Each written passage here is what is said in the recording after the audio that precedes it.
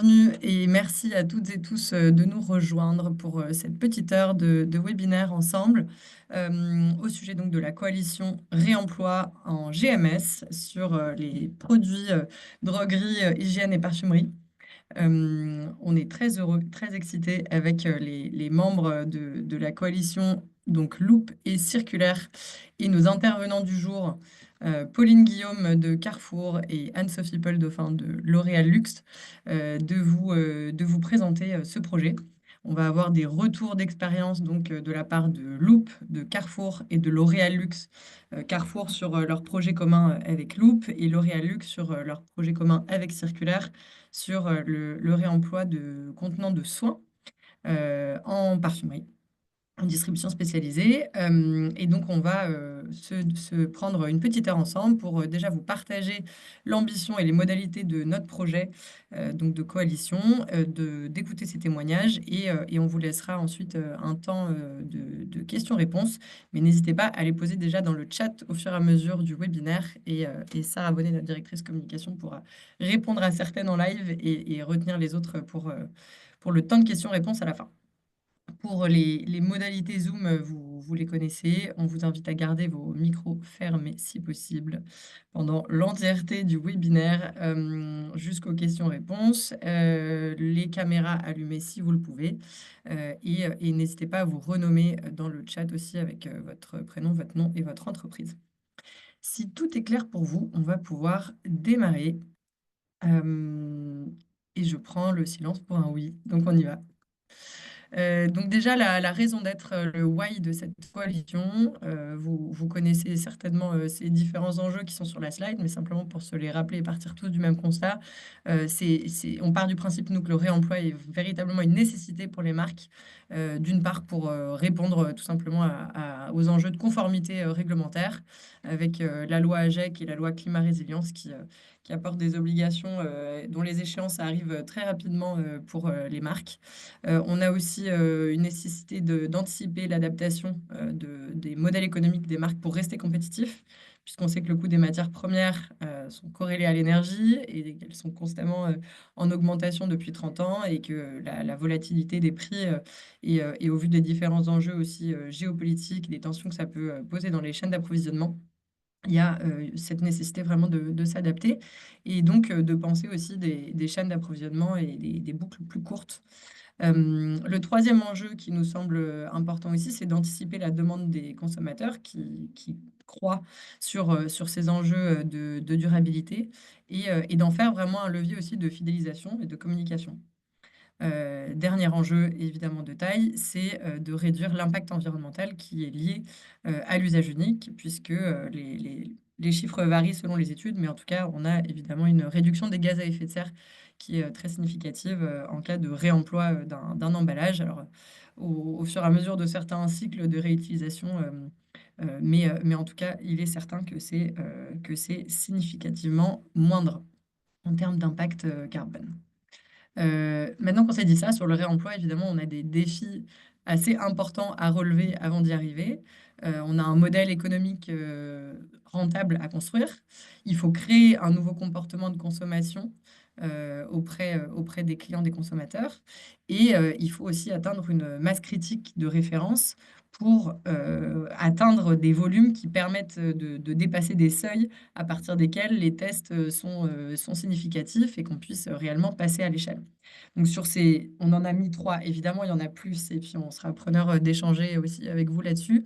Mais on a mis les trois qui nous semblent les plus importants et sur lesquels on a des éléments de réponse, des premières pistes de réponse en tout cas, et qu'on serait ravis de pouvoir creuser avec vous et éventuellement dans la coalition aussi, si vous décidez de nous rejoindre. C'est que dans les projets qui sont menés par Loop et à travers une étude qui a été menée avec McKinsey, et Danone, me semble-t-il. À l'échelle, la modélisation montre qu'à l'échelle, avec le retour des emballages et les revenus des emballages qui ne sont pas retournés, on peut atteindre jusqu'à 11% supplémentaires d'EBIT. Évidemment, tout ça, ça ne fonctionne qu'à l'échelle, avec la notion aussi de baisse des coûts des matières premières. Plus on a de volume, plus ça devient significatif. Le deuxième élément sur le comportement de consommation à instaurer, dans les tests qui sont menés par Loop, on a jusqu'à 70% de taux de retour. Et alors, il y a plein de facteurs clés de succès sur lesquels Romain reviendra tout à l'heure, qui font qu'on arrive à ces taux de retour, parce que toutes les expérimentations ne donnent pas ces taux de retour, mais il y a un track record maintenant je ne sais plus exactement de combien d'années, plus de 10 ans, je crois. 6 ans. 6 ans. 6 ans, 6 ans, presque 10 ans, si on arrondit, qui montre qu'en fait, quand on met en place les bonnes conditions, notamment de visibilité et de consigne, de modèle économique, on a jusqu'à 70% de taux de retour. Et sur le dernier point, sur la masse critique de référence à atteindre, bah, c'est là où le fait de travailler en coalition nous semble absolument cœur, puisqu'on peut déjà, dans une période d'expérimentation, atteindre ces volumes quand on rassemble des acteurs qui ont des enjeux communs. Et donc, pour tirer un peu plus ce fil du travail en coalition, je réalise que je ne me suis pas présentée au démarrage, mais donc je suis en charge du pôle coalition chez Circulaire, qui a maintenant une douzaine de coalitions en cours, parce qu'on est convaincu que le fait de travailler en écosystème permet réellement de passer à l'échelle les modèles autour de la circularité, donc notamment ceux du réemploi. On travaille sur plein d'autres sujets sur lesquels je ne vais pas forcément revenir maintenant. Et on a différentes coalitions sur le réemploi, notamment donc autour du soin et du parfum, sur lesquels on reviendra un peu plus tard. Et donc, on commence à avoir aussi des facteurs clés de succès, des enseignements de ce à quoi sert de travailler en coalition. Et on se rend compte que c'est évidemment en premier lieu un moyen de réaliser des effets d'échelle, que ce soit donc en termes de massification des volumes, on en a parlé juste avant, mais aussi de mutualisation des coûts vis-à-vis des prestataires pour avoir une approche partenariale sur tout ce qui va être lavage, collecte, logistique, etc. Donc là, il y a un vrai bénéfice économique à avancer entre acteurs qui ont des intérêts divergents parfois parce qu'ils peuvent être aussi compétiteurs, mais communs sur ce genre de projet. Et ça a un intérêt assez évident de ce point de vue-là. Ça permet aussi parfois d'avancer plus rapidement. On dit que seul on va plus vite, ensemble on va plus loin. Nous, on pense qu'on peut aussi avancer plus rapidement en coalition. En tout cas, c'est ce qu'on constate avec des acteurs qu'on accompagne et qui restent peut-être à l'étape de test ou d'études de préfiguration et qui ont besoin de l'émulation collective pour vraiment se lancer. Et donc, on est dans cette dynamique-là de créer vraiment voilà, un esprit de collaboration et de dynamique qui permettent, vous allez le voir dans le rétro-planning qu'on a prévu pour cette coalition, d'aller vraiment beaucoup plus vite. Et en grande partie aussi parce que on s'inscrit dans le dispositif de Loop qui existe déjà avec un réseau de magasins existants sur le territoire français. Et que ça nous permet, bien entendu, d'engager tout l'écosystème, d'être les leaders dans le secteur et de pouvoir influer sur ces prestataires. Le dernier point sur l'influence et assurer une simplicité de mise en marché, j'ai commencé à le dire, ça permet bien sûr d'accentuer la visibilité de l'opération, de ne pas être une seule marque avec quelques références dans le dispositif, mais de bénéficier vraiment de la communication voilà, avec cette force de frappe de communication, d'avoir aussi, et pour nous c'est le but ultime de nos coalitions, une force d'influence, puisque on prend les différentes marques leaders d'un secteur et qui peuvent réellement derrière faire des préconisations au pouvoir public et autres décideurs pour expliquer dans quelles conditions, pour elles, pour leur secteur, pour leur marché, le passage à l'échelle du réemploi ou d'autres sujets de circularité pour nos autres coalitions est possible. Et donc, on croit vraiment aussi à cette capacité-là de faire bouger les écosystèmes à travers les leaders de votre secteur que vous êtes. Et donc, on en arrive à notre coalition réemploi après avoir posé le contexte. Et je te passe la balle, Adrien. Et du coup, présente-toi. N'oublie pas de te présenter comme moi. Merci Sixtine. Effectivement, bon, Adrien, moi je suis le directeur du développement chez Circulaire depuis près de 4 ans maintenant. Et j'ai le plaisir de vous présenter aussi la coalition Réemploi en GMS sur le segment DPH, une coalition qu'on a réfléchi depuis plusieurs mois maintenant avec Romain, qu'on va vous développer juste après, avec pour idée effectivement de déployer ce nouveau modèle de consommation sur cette typologie de produits en GMS. avec deux phases. Une première phase d'expérimentation des conditions techniques, financières, marketing, environnementales du réemploi pour ce type de produit sur ce canal de distribution, et une deuxième phase d'intégration du réseau Loop et d'intégration du coup d'une boucle à l'échelle.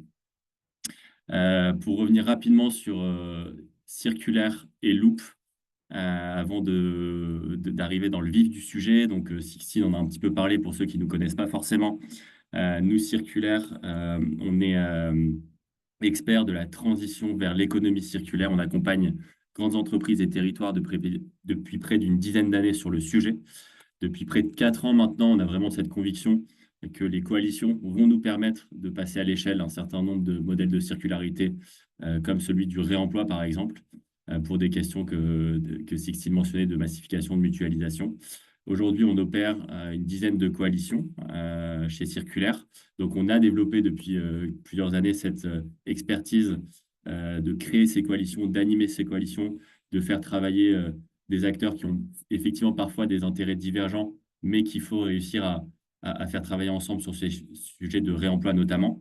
Faire travailler ces acteurs avec leurs partenaires, chaînes de valeur, leurs fournisseurs, les entreprises, les distributeurs notamment, justement toutes les parties prenantes finalement qui ont un rôle à jouer dans cette boucle de réemploi. Et sur le réemploi spécifiquement, aujourd'hui, on a 4 coalitions en cours et on fera le pont effectivement entre cette coalition en GMS du coup sur les produits DPH et des coalitions notamment cosmétiques, parfums qu'on a développées depuis 2 ans, qui sont sur d'autres canaux de distribution.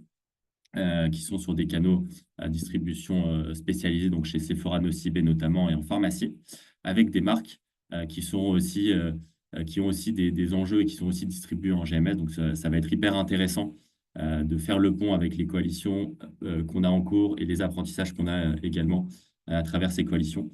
Et on adresse effectivement aussi d'autres secteurs aujourd'hui, notamment les vins et spiritueux et l'alimentaire, avec des coalitions aussi plus régionales. Et on sera ravis, si vous avez d'autres questions sur le sujet, de pouvoir détailler un peu plus ce qu'on fait au sein de ces coalitions.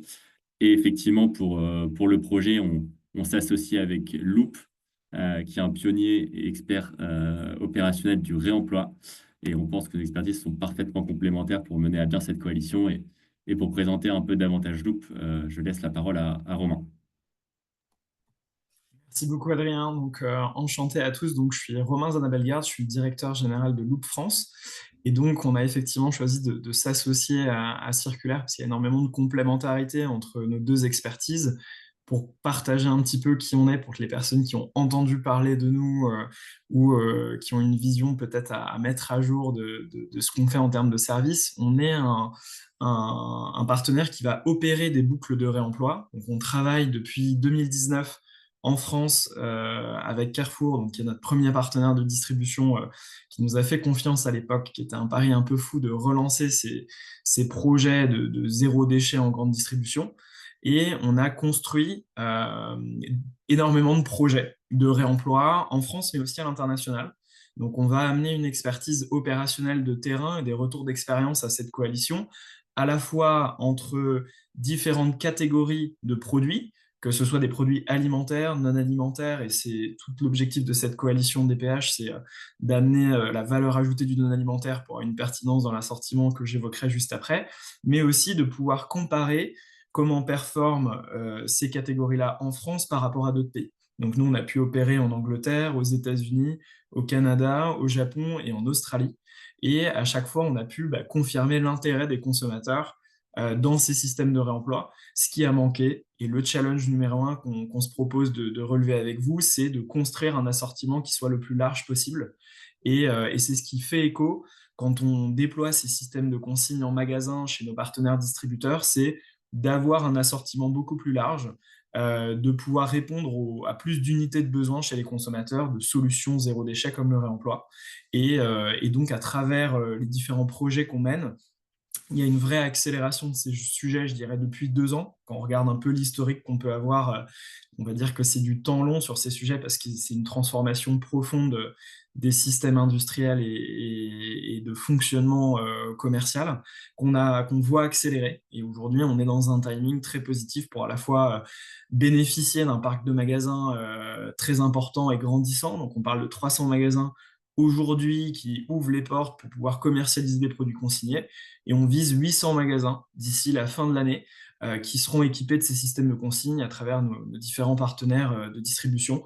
Donc on est dans une phase d'accélération, ce qui est positif à la fois pour tester et en même temps on a passé l'étape de pilote. Moi j'aime bien rire sur le fait que on s'est amusé à calculer le nombre de pilotes que Loop a pu réaliser en 6 ans. On a fait plus de 25 pilotes. Donc on a beaucoup appris à petite échelle. Et les conclusions, c'est maintenant, il faut passer à une phase d'accélération. Et c'est pour ça qu'on le fait aussi avec les équipes de circulaire dans une phase de massification, parce que les sujets du réemploi, c'est avant tout le volume qui va amener une compétitivité économique qu'on propose du coup de structurer à travers cet écosystème. Voilà, c'était une introduction un peu longue, mais Adrien, si tu veux reprendre la main sur cette partie de cartographie, sinon je peux enchaîner. J'enchaîne? Ok. Je t'entends pas, pardon. Pardon, ouais, non, tu voulais rebondir du coup sur la partie cartographie parce que tu en as un petit peu parlé, donc effectivement, je sais pas si tu Ouais, tout veux à fait. développer. Donc, Ouais, vas-y. ouais, bien sûr. Donc aujourd'hui, on a 5 partenaires de distribution majeurs en GMS. On a travaillé via différents canaux de distribution et on est en capacité opérationnelle d'opérer en CHR ou dans d'autres canaux de distribution spécialisés. Mais dans le cadre de cette coalition, c'est la GMS qu'on vise. Comme on le disait, effectivement, l'objectif, c'est de pouvoir opérer des systèmes de réemploi au national. On a, à travers la carte que vous pouvez voir, des projets un petit peu partout en France qui nous donnent satisfaction dans leur performance. On pose souvent la question de est-ce qu'il y a des consommateurs qui performent mieux à Paris, dans le sud-ouest, en Bretagne qu'en Alsace. Aujourd'hui, on voit qu'il y a une forme d'homogénéité dans la performance des systèmes et c'est pour ça qu'on souhaite mettre à profit le parc de magasins le plus large possible pour driver des volumes. On a aussi la confirmation, et on les en remercie, de 2 distributeurs pour faire partie du projet, donc sont Carrefour et Monoprix. On a des discussions en parallèle avec les équipes de U, Lidl et Leclerc pour rejoindre cette coalition d'ici au lancement qui aura lieu dans les mois à venir, et donc qui va nous permettre d'avoir effectivement un terrain de jeu propice à tester, expérimenter, apprendre et accélérer surtout pour faire du réemploi, non pas un projet à petite échelle, mais plutôt un projet qui a des bases solides pour avoir un impact le plus important possible. Voilà.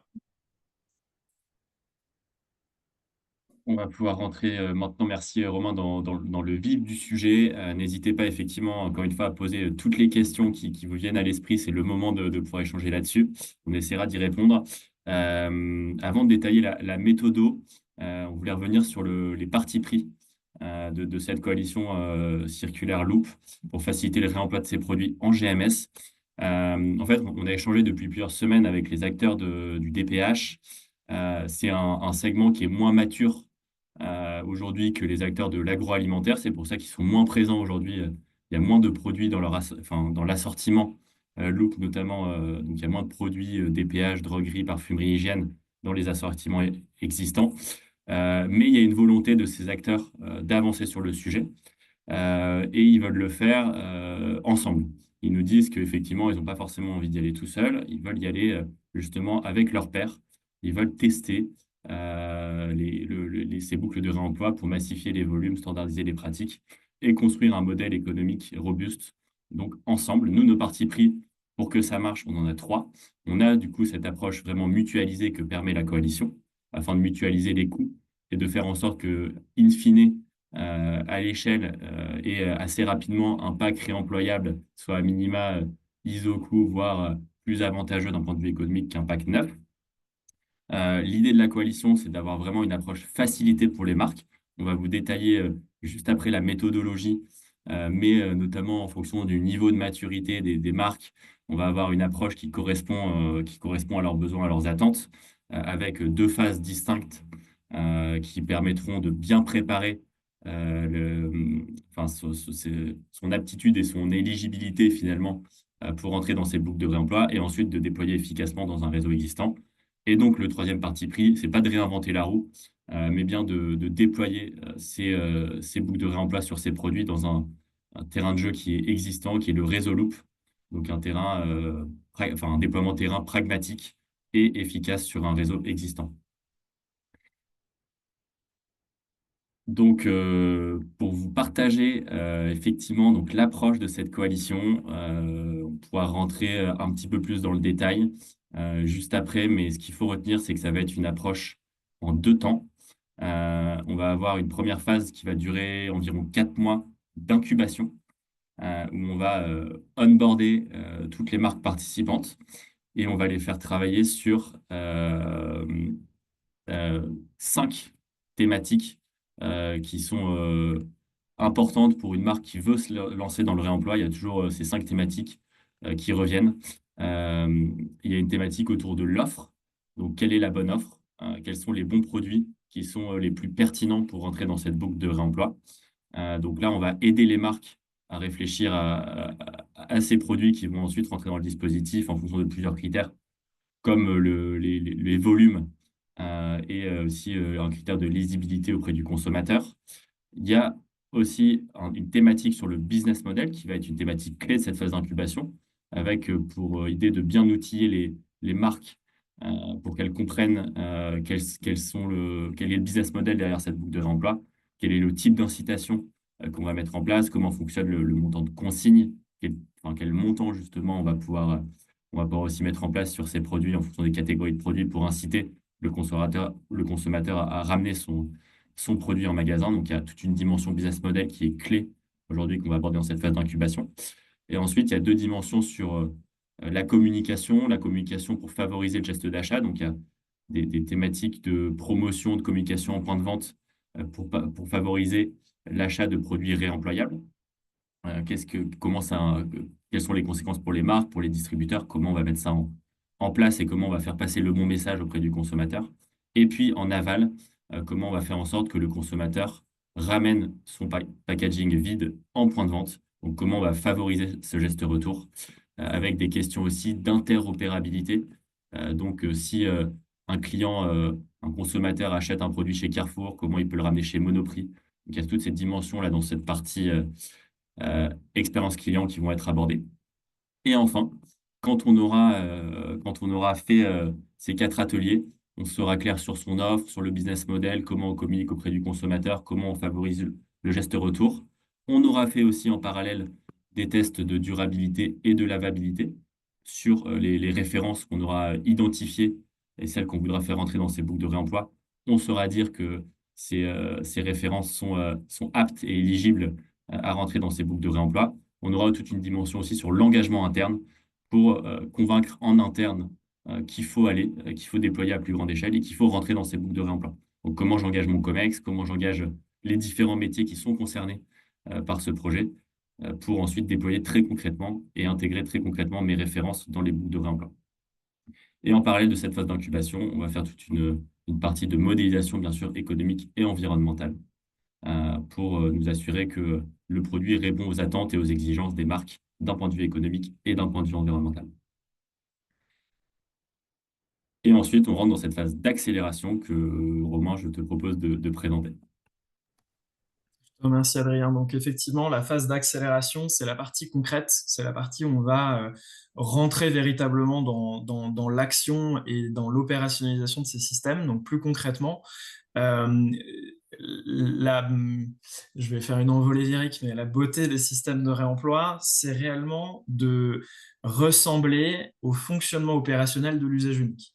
Un des éléments clés d'apprentissage qu'on a pour passer des projets RSE, quels qu'ils soient, on va dire, dans des dynamiques commerciales importantes, c'est d'éviter un maximum de points de friction. Et quand on compare les différents modèles de réemploi versus l'usage unique ou autre système, on s'aperçoit qu'il y a énormément de complexité dans la commercialisation, dans la place que ça prend en magasin, dans la gestion qu'il va falloir mettre en place pour opérer ces systèmes. L'avantage des produits pré-remplis et dans la consigne pour réemploi, c'est que on va copier-coller l'usage unique, que ce soit dans la fabrication, que ce soit dans la commercialisation, c'est-à-dire la négociation de la référence, que ce soit dans le format de l'emballage, que ce soit dans la manière dont on va livrer les produits en centrale jusqu'à leur livraison au magasin.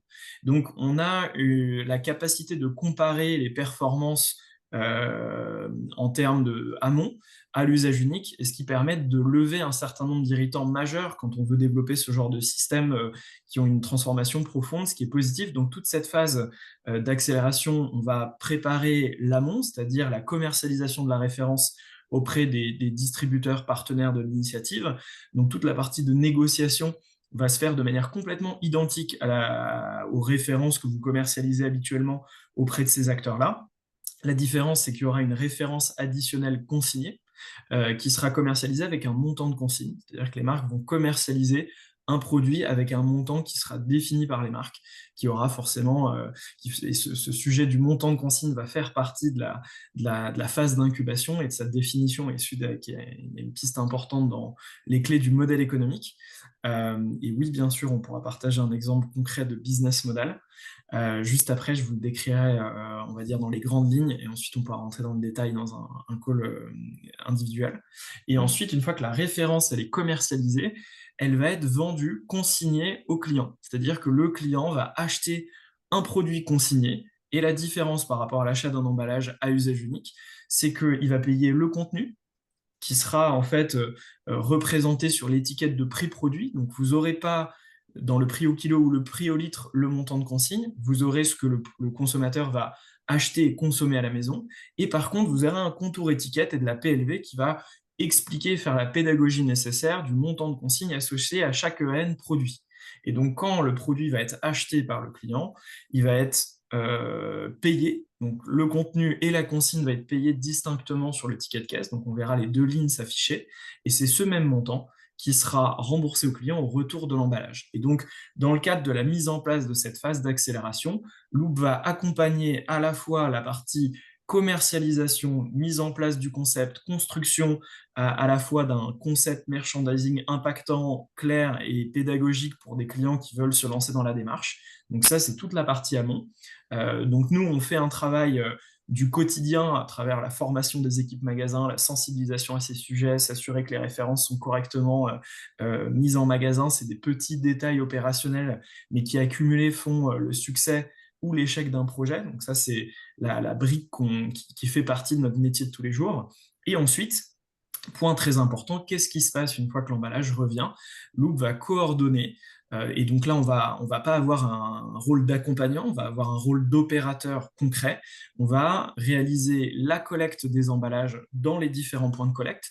Je vais juste rebondir sur un point qui a été cité, qui est l'interopérabilité. Donc nous, on le traduit, ce terme technique, par une phrase assez simple qui est de permettre aux consommateurs d'acheter des produits consignés et de les déposer n'importe où.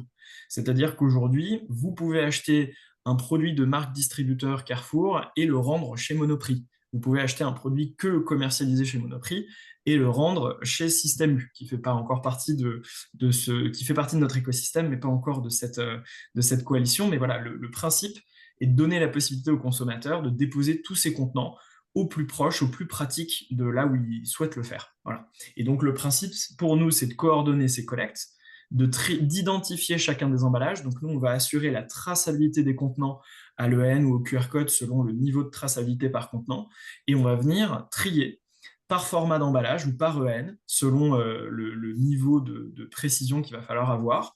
Et ensuite, on va stocker jusqu'à atteindre des minimum quantités pour chacune des références à laver. Et ensuite, on va envoyer chez différents partenaires de lavage, selon les formats des contenants, selon les matériaux, selon les exigences qualité. On va s'appuyer sur un réseau de laveurs qu'on aura présélectionné dans la phase d'incubation à travers les tests de durabilité et de lavabilité qu'on fera, et qui seront les partenaires de lavage sur lesquels on va s'appuyer dans la phase du coup d'accélération, qui ensuite, une fois les emballages lavés, seront renvoyés pour être remplis.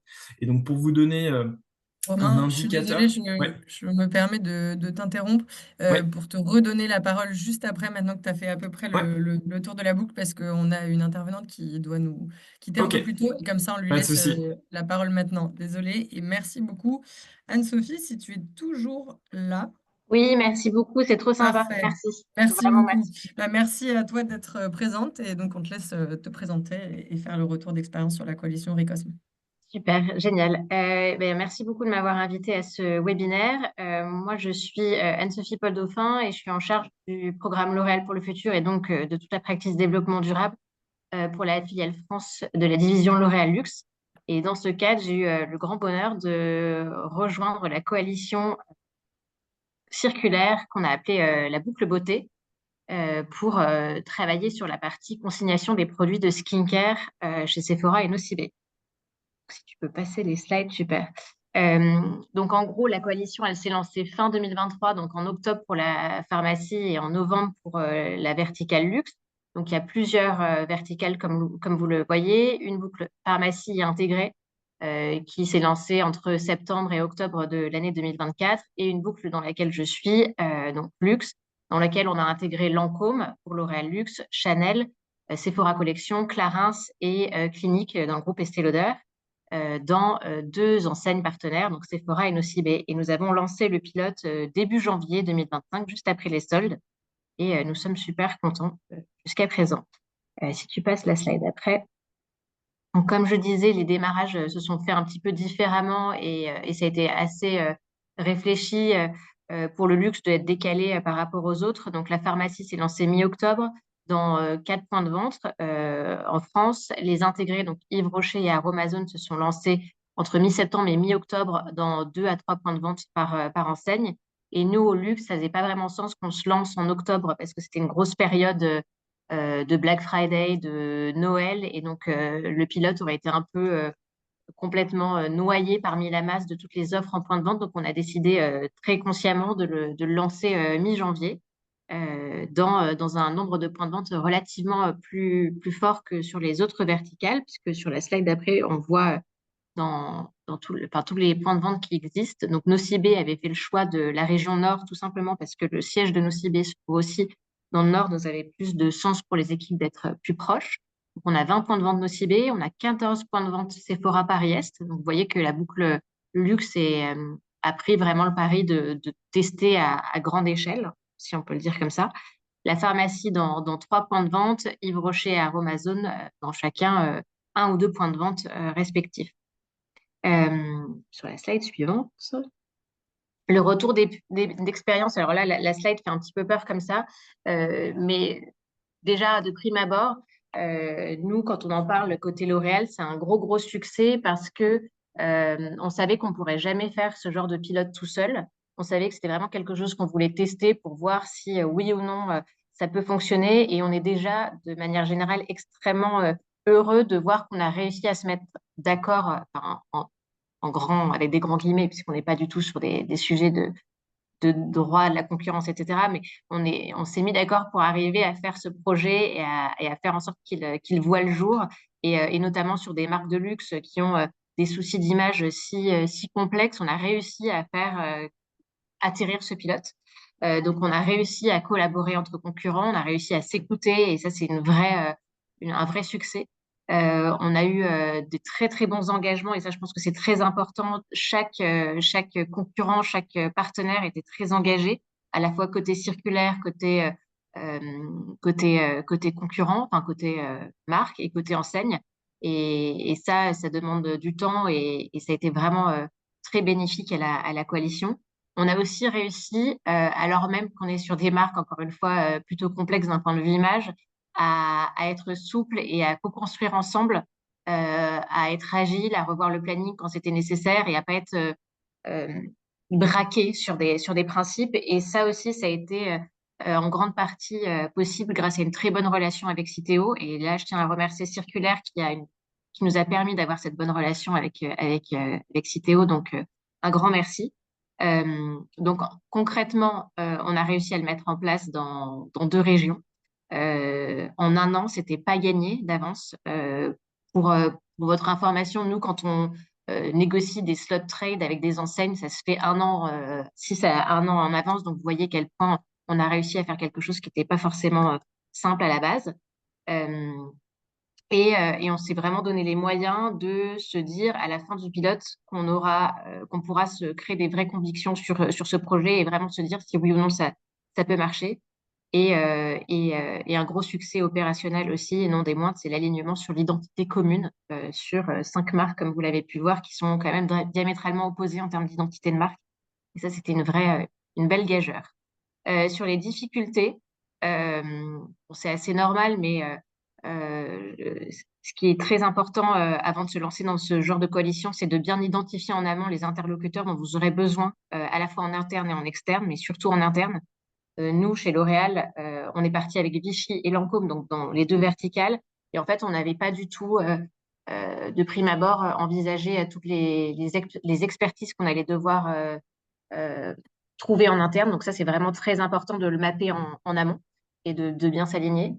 La difficulté à communiquer aussi en visio toutes les 2 semaines, c'est vrai que quand on se voyait en InnoDay, c'était toujours quand même un des gros moments et des gros temps forts parce que se voir en vrai, ça change quand même pas mal de choses. Donc la communication en visio peut être parfois un peu complexe. Et surtout, un des sujets qui est très très important et qui est complexe, c'est savoir prendre des décisions et savoir s'y tenir. Et j'ai le souvenir de décisions qu'on avait prises et la fois d'après, on était reparti sur 2 heures de discussion pour reprendre la même décision. Donc ça, c'est vraiment quelque chose qu'il faudra bien tenir si vous décidez de partir dans cette coalition. C'est qu'une fois qu'une décision est prise, on ne revient pas dessus. Euh, Sur la mise en place opérationnelle, et encore une fois, on a été extrêmement bien accompagnés par Circulaire, donc encore une fois, un grand merci. Mais il faudra bien prendre en compte que il y a une petite charge administrative sur tous les contrats qu'il faudra mettre en place. Après, je ne sais pas dans quel cadre vous serez en partenariat avec Citeo cette fois, mais voilà, ça a été un petit peu long. Et de la même façon, la construction de l'identité visuelle sur la verticale luxe a été extrêmement longue. Et je pense que sur la GMS, ça sera peut-être un peu moins compliqué de mettre d'accord des marques pour qui l'image est si importante. Et donc, les conseils qu'on peut vous donner, et on le fait avec beaucoup d'humilité, c'est enfin, dans les marques, il y a, donc, comme je le disais, pas mal de sollicitations en interne. Euh, Nous, côté L'Oréal, et je pense qu'on était les seuls à être comme ça, c'est que ce projet a été piloté par la filiale France et pas par l'international. Et donc, c'est très important d'avoir quand même un bon équilibre entre international et national, puisqu'il y a des décisions qui se font au niveau international et d'autres qui se font au niveau national. Et donc, ça, c'est quand même important d'avoir cette bonne balance, ce bon équilibre. Ne pas sous-estimer le temps nécessaire. C'est vrai que euh, on se voit 2 fois par mois, environ 1 heure et demie, mais derrière, ça va te demander quand même d'aller chercher des interlocuteurs, d'aller passer un petit peu de temps. Donc, ça, il ne faut pas le sous-estimer. La prise de décision, j'en ai parlé, je reviens très rapidement, mais vraiment se tenir à la décision qui a été prise, ne pas revenir en arrière et se créer des discussions un peu stériles. Donc, bien se préparer aux décisions et bien planifier les décisions tout au long de la phase de planning pour être sûr qu'on prend la décision au bon moment et pas trop tardivement. Bon, les règles de financement Citeo, j'imagine que vous allez en parler plus tard, mais ce n'est pas le gros nerf de la guerre. Et d'un point de vue attitude, toujours être constructif, ouvert, euh, bien garder en tête qu'on expérimente, qu'on ne cherche pas à passer tout de suite à échelle, que voilà, c'est du test and learn et que c'est pas la peine d'être braqué. Voilà. Construction, ouverture d'esprit, je pense que c'est les 2 maîtres mots, avec un peu de résilience. Et puis le dernier conseil, c'est bien se répartir les sujets entre marques. C'est quelque chose qui nous avait été conseillé par Larosé dans le cadre de Pharma Recharge, si je dis pas de bêtises. Et il s'était réparti les sujets entre marques. Et je pense que ça, c'est une vraie bonne pratique pour ne pas surcharger 1 ou 2 marques, mais bien se déléguer les différents sujets. Et puis sur la mise en place opérationnelle, alors je ne sais pas si ça sera exactement les mêmes sujets pour votre coalition, mais c'est vrai que nous, on a mis beaucoup de temps à choisir quelle offre nous allions tester, ce qui nous a fait perdre un peu de temps sur le reste, et notamment sur l'expérience consommateur. Je pense que cette expérience consommateur, c'est vraiment le nerf de la guerre. Si on ne l'a pas bien désigné, si on ne l'a pas bien travaillé, on n'aura pas des bons résultats. Donc, je pense que l'offre est peut-être un petit peu moins importante que l'expérience conso, notamment sur ce genre de sujet. Et nous, côté luxe, on n'a pas testé le type d'incitation a posteriori, aurait pu marcher le mieux, puisqu'en fait, on a fait une incentive à 50 points de fidélité, ce qui n'était peut-être pas assez pour un consommateur. Donc, on vous conseille de tester un vrai type d'incitation consigne et pas ce qu'on a testé nous. Euh, et sur l'identité visuelle, je pense aussi qu'on n'a pas été assez loin dans ce qu'on aurait pu faire, encore une fois, parce que c'était compliqué de se mettre d'accord entre marques, mais avoir une vraie identité visuelle beaucoup plus forte avec vos produits shootés, je pense que ça pourra aussi être plus résonnant dans un univers qui est déjà bien surchargé de messages en point de vente. Et puis sur le choix des prestataires, vous allez avoir plein de prestataires différents. Ne vraiment pas négliger le côté relationnel dans la manière de choisir. On a pu avoir quelques cas où la relation était un petit peu compliquée. Et donc, encore une fois, et c'est le troisième merci pour Circulaire, vous avez été parfait parce que vous avez permis de, de fluidifier les relations qui pouvaient être parfois un peu tendues, mais en tout cas, ne négligez pas ce critère-là dans le choix de vos prestataires. Et je crois que c'était tout pour moi, sauf s'il y a des questions. Il y avait une Peut-être question. qu'on peut prendre une question. Ouais, vas-y, Adrien, si tu Non, il y avait une question dans le Déjà, chat, merci effectivement. beaucoup, en tout cas, Anne-Sophie, pour ce retour super complet et super transparent et de t'être libérée pour permettre à tout le monde de bénéficier de ces enseignements.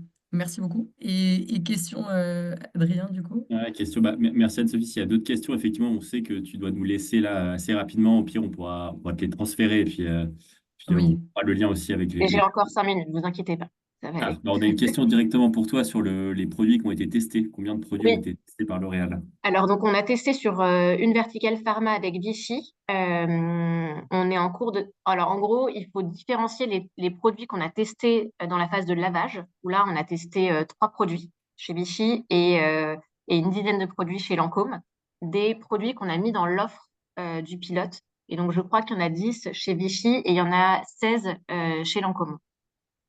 Après, on a choisi et c'était compliqué parce en fait, ce qui est compliqué, c'est qu'on est dans un univers de parfumerie sélective où la consommatrice, elle choisit quand même pas mal toute seule, mais elle s'aide aussi par les conseillères de beauté.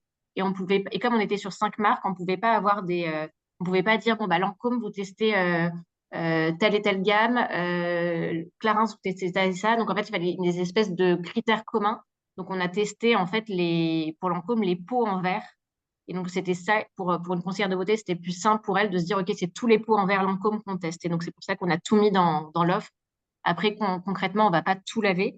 On va laver que les packs qu'on aura réellement testés au lavage. Voilà.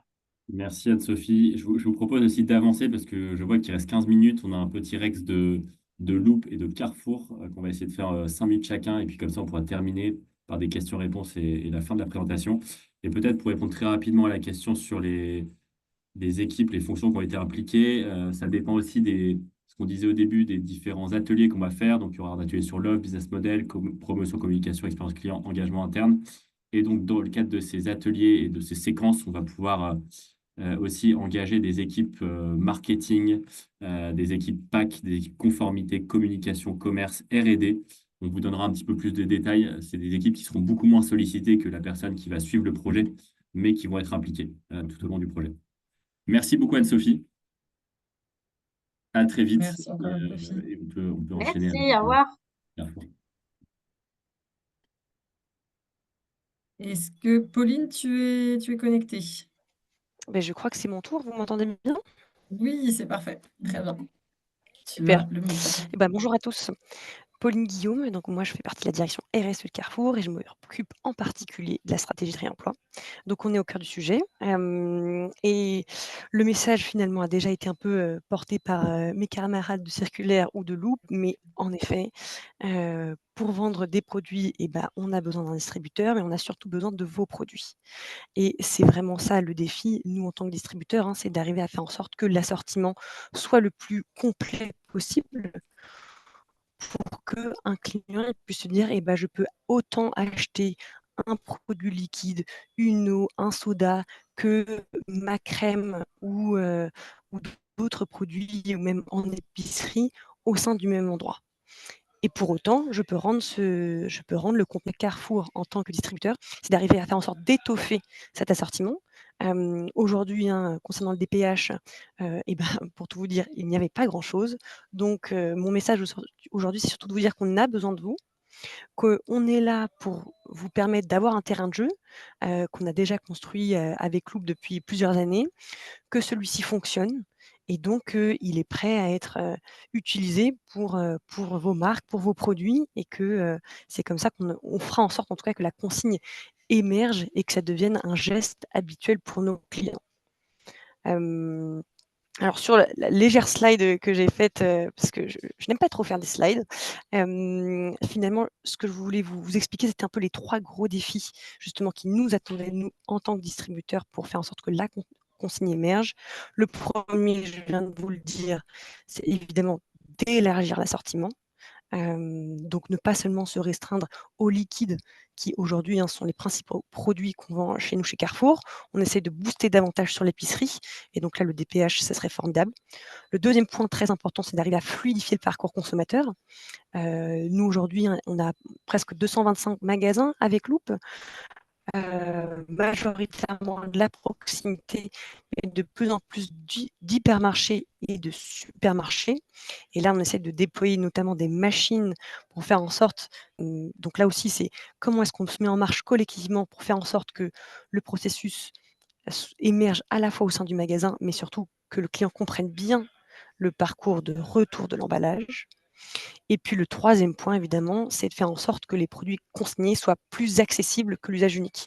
Et ça, on essaie d'y travailler fortement avec nos équipes achats parce qu'on sait que c'est un trade-off, hein, que le consommateur fait dans sa tête, c'est qu'est-ce que je gagne finalement à rapporter mon produit consigné, l'effort que je vais faire, est-ce qu'il en vaut vraiment la chandelle. Donc c'est pour ça qu'il y a aussi tout ce sujet plus économique que l'on doit porter. Et puis à la fin, notre objectif collectif, hein, c'est d'arriver à faire en sorte qu'on atteigne les 300 millions d'euros de chiffre d'affaires en vrac et en produits consignés d'ici 2026. Pour ça, vous l'avez compris, on n'y arrivera pas tout seul. Donc on compte sur vous et puis évidemment, avec, les équipes de Loop, de Circulaire et moi-même, nous sommes à votre disposition pour voir comment est-ce qu'on fait exploser tout ça. Merci beaucoup. Merci beaucoup, Pauline, pour ce retour d'expérience, ces conseils et puis cet élan, surtout cet appel aux marques pour venir jouer sur votre terrain de jeu qui est tout prêt et qui les attend. Donc, merci, Pauline. Romain, est-ce que tu veux prendre 3-4 minutes pour faire Je vais faire très le rapide next? parce que je pense qu'on Super. avait effectivement Ouais. quelques éléments additionnels à partager, mais j'ai déjà, je pense, partagé certains éléments clés. Premier message, effectivement, c'est côté consommateur. Si on veut que le réemploi, ça marche, il faut lever un maximum d'irritants pour toutes les parties prenantes, le consommateur en premier lieu. Tu peux passer les slides juste suivantes. L'élément qu'on voulait, donc juste après, donc le principe d'interopérabilité, on en a parlé. Celle-ci? Non, après? Alors juste, ouais, parfait, merci beaucoup. Donc le point important, c'est qu'on a une expérience sur le non-alimentaire. Aujourd'hui, comme le disait très bien Pauline, je dirais que le sujet du réemploi est de plus en plus poussé sur les catégories alimentaires par simplicité et facilité, parce que quand on regarde d'autres modèles de réemploi ailleurs dans le monde, c'est vraiment plutôt sur la catégorie liquide qu'on observe des projets de réemploi. Le point que je souhaite souligner, c'est qu'aujourd'hui, si on regarde les taux de réemploi en Allemagne, ils baissent depuis un certain nombre d'années. Et nous, l'explication qu'on donne, c'est justement l'enjeu de la catégorie. C'est-à-dire que l'enjeu numéro un qui nous est à la fois donné par les clients, donné par les gérants ou gérantes de magasins qui travaillent dans le cadre de cet écosystème à développer ces projets, c'est vraiment la largeur d'offres. On ne cherche pas forcément 150 références de bières consignées, on cherche par contre des unités de besoin qui permettent de couvrir mes courses du quotidien. Et la chance qu'on a pu avoir à travers les différentes expérimentations qu'on a menées, notamment à l'international, c'est de pouvoir travailler avec des grandes marques de DPH avec qui on a testé des choses. Alors, il y a plein de choses qui ont fonctionné, des choses qui ont moins bien fonctionné en transparence, et on essaiera de mettre à profit les enseignements de 6 ans d'investissement sur le sujet, sur ces catégories-là, pour donner un peu des clés de succès aux partenaires qui vont nous rejoindre. Juste après.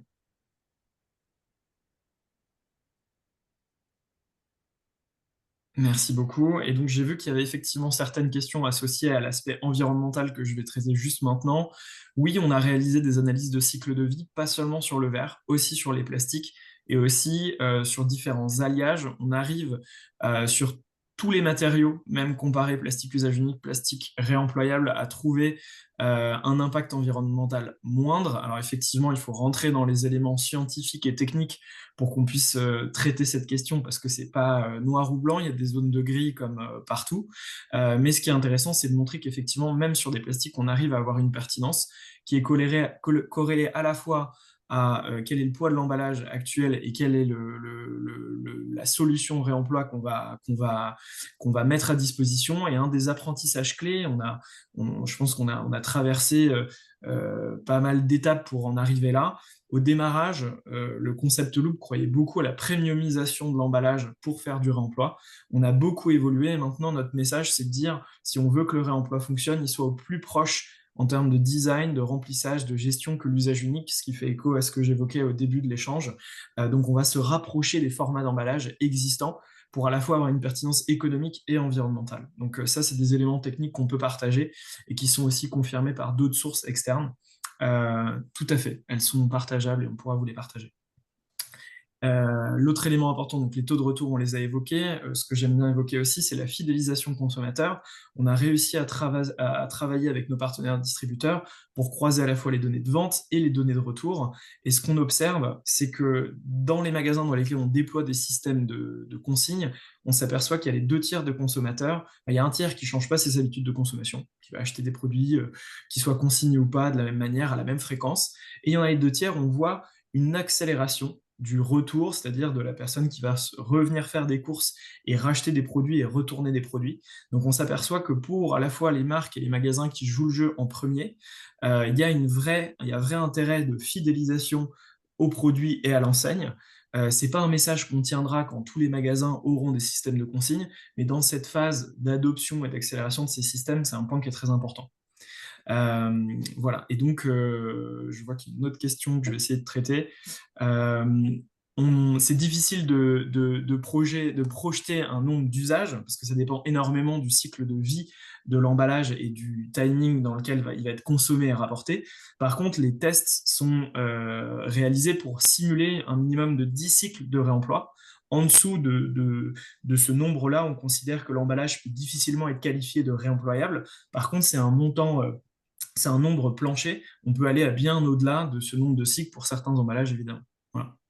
Je vais vous laisser reprendre la main côté circulaire parce que je vois qu'il nous reste 5 minutes et on a encore quelques autres éléments à partager. Mais je vous remercie. Oui. Et si vous avez d'autres questions, n'hésitez pas à les écrire dans le chat. J'y réponds. Merci beaucoup, Romain. On va en effet vous faire un récapitulatif de notre proposition et vous partager aussi les prochaines étapes. Et comme ça, il nous restera peut-être quelques minutes pour 2, 3 questions. Adrien, à toi la Ouais, parole. merci. Du coup, j'ai la charge, la lourde responsabilité de clôturer ce webinaire qui est passé vraiment super vite. Donc, sans forcément rentrer dans le détail, pour récapituler, l'objectif, la proposition de valeur, c'est de rassembler les marques DPH désireuses d'expérimenter le réemploi, de construire collectivement et de déployer collectivement ce nouveau modèle de consommation, sur cette première phase d'expérimentation et ensuite d'intégration d'une boucle à l'échelle. On veut mutualiser l'approche en intégrant plusieurs marques, rendre ça le plus facile possible pour les marques en capitalisant sur l'existant. Les 2 phases qu'on vous a présentées, la phase d'incubation qui devrait démarrer, alors on est en train de voir d'ici fin juin, début juillet ou après l'été, en fonction notamment des dépôts de dossiers pour les financements. Et un reste à charge. Donc, ce qu'il faut retenir, c'est qu'un budget global pour ce type d'expérimentation, c'est un budget qui coûterait à une marque près de 170 000 euros sur les 16 mois de projet avec tous les livrables de la phase d'incubation et de la phase d'accélération. Et ça comprend vraiment tous les coûts de l'expérimentation, les coûts de lavage, les coûts de collecte, les coûts liés à la traçabilité. Enfin, vraiment, il n'y aurait pas de coûts cachés. On a la chance sur ce type de projet, d'avoir le soutien des éco-organismes qui voient d'un très bon œil ces types de démarches en coalition, justement pour expérimenter et passer à l'échelle des sujets de réemploi. Donc, on bénéficie de subventions de la part de Citeo et potentiellement de l'éco. Je vois que Patrick est connecté et donc il faudra aussi qu'on voit ça pour l'éco, mais de subventions, en tout cas des éco-organismes auxquels ces marques cotisent. Donc, pour des prises en charge de ce budget de près de 80%, ce qui donne un reste à charge sur les 16 mois de projet pour une marque de maximum 30 000 euros. En termes de next step, on Je est précise juste là-dessus qu'on doit candidater à l'appel à projet encore plus de réemploi de Citeo et qu'on a de ce fait une échéance au 15 juin pour recruter, pour ensuite pouvoir déposer le dossier et on l'espère être retenu comme ça a été le cas pour nos autres coalitions avec Citeo. Donc là, on va pouvoir vous expliquer les next steps d'ici le 15 juin. Pardon, Adri, je te rends Ah le non, non, micro. enfin, tu as raison de préciser, Sixtine. Et effectivement, donc là, on présente un petit peu en avant-première la coalition aujourd'hui. On l'a présenté aussi à Change Now la semaine dernière. On est en train d'échanger avec nos partenaires. L'idée, c'est d'engager enfin, le plus rapidement les marques intéressées. Donc, on est en train d'échanger en bilatéral avec chaque marque de ces segments-là. Donc, si vous avez des questions, si vous voulez en savoir plus et si vous êtes intéressé, c'est maintenant que ça se passe. Il faudrait qu'on puisse prévoir un échange pour approfondir votre intérêt et la pertinence pour votre marque de rejoindre la coalition. Idéalement courant mai, pour qu'on puisse ensuite rapidement acter d'une éventuelle participation et vous inclure dans le dépôt de dossier qui aura lieu du coup en juin. Là, en 1 minute, n'hésitez pas à nous contacter, à poser des questions complémentaires que vous pourriez avoir à l'issue de ce webinaire et ensuite à prévoir un échange avec l'équipe Loop et l'équipe circulaire pour qu'on puisse voilà, creuser de votre intérêt et de la pertinence pour votre marque de rejoindre la coalition.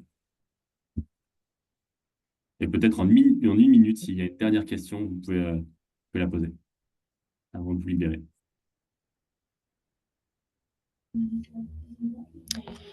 J'ai eu une question en direct d'un participant qui nous demandait, enfin 2 questions en l'occurrence, quel investissement humain est requis pour le projet? Et également, quelles sont les thématiques qui seront abordées pendant les ateliers de la phase d'incubation? Eh bien, merci pour cette question. On a prévu ce temps-là aussi, et puis on l'a prévu notamment à l'aune de l'investissement des marques en réel sur nos autres coalitions. Donc, on l'a un peu ajusté aussi par rapport à leur retour. Vous avez vu Anne-Sophie qui vous a partagé voilà, le fait qu'elle avait aussi impliqué beaucoup d'autres personnes dans son entreprise, les différents experts internes. Donc, voilà ce qu'on recommande comme équipe et ce qu'on modélise aussi dans la réponse à l'appel à projet de Citeo. Donc ce temps-là est aussi pris en charge par Citeo, le cas échéant, à hauteur de 70%. Donc on a un sponsor, un profil stratégique qui dédie environ 1 heure par mois et qui vient s'il peut se libérer sur les Innovation Day. Et on en a prévu 3 pendant le temps de la coalition. On a un ou une chef de projet qui dédie pour le coup le plus de temps à la coalition, parce que c'est vraiment la personne qui sera là en fil rouge pendant tout le projet, avec un peu moins de 2 jours par mois et sa présence aussi pendant les Innovation Day. Et enfin, les experts internes dont parlait notamment Anne-Sophie tout à l'heure, qui seront ponctuellement sollicités sur l'ensemble du projet. Et l'autre question, c'était sur les questions qu'on va se poser pendant les ateliers. Donc en voici quelques-unes. Adrien vous en a partagé tout à l'heure.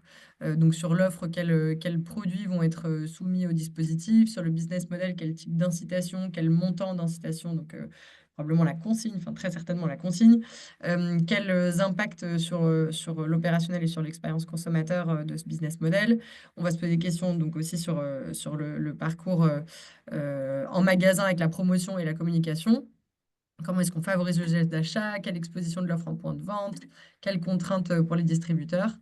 Sur l'expérience client, on vous en a parlé sur l'interopérabilité et sur le geste retour. Et enfin, sur l'engagement interne, comment embarquer l'ensemble des parties prenantes, CODIR et fonctions opérationnelles impliquées dans ce nouveau dispositif. On va pouvoir vous libérer et vous remercier d'être resté avec nous 2 minutes de plus. Donc, comme le disait Adrien, n'hésitez pas à nous recontacter. On sera ravis de discuter avec vous ou d'avoir vos retours, vos partages d'expérience. Merci beaucoup à toutes et à tous. Un grand merci Bonne pour journée. votre participation et à très vite. Au revoir.